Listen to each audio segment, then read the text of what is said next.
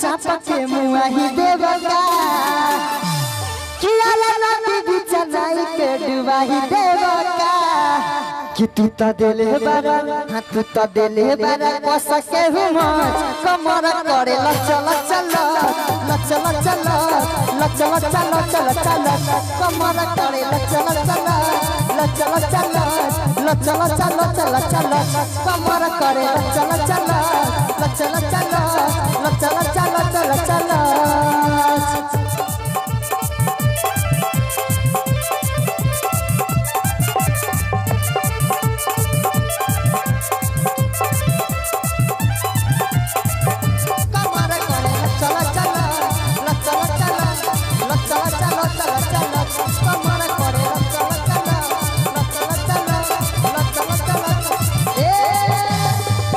जिया बनई के तहरा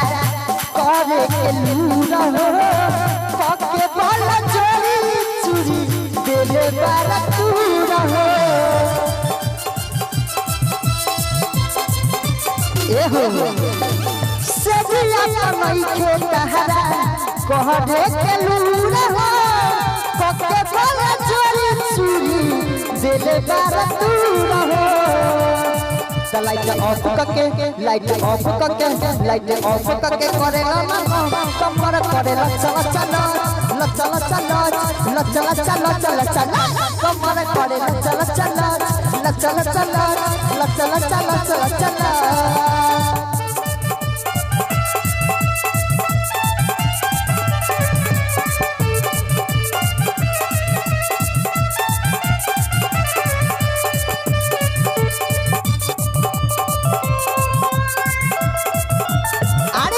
अभी आप सुने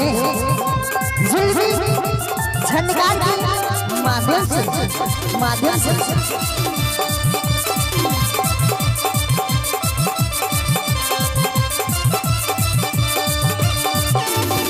लेता ना जमाई हमारा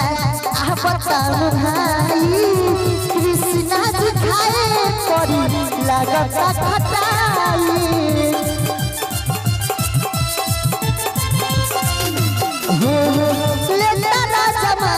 हमारा बताओ कृष्णा दिखाए परी लागता खटाई मनीष बबुआ कहे बात सच कमर करे लचल चल लचल चल लचल चल चल चल कमर करे लचल चल लचल चल लचल चल चल चल कमर करे लचल चल लचल चल लचल चल चल चल कमर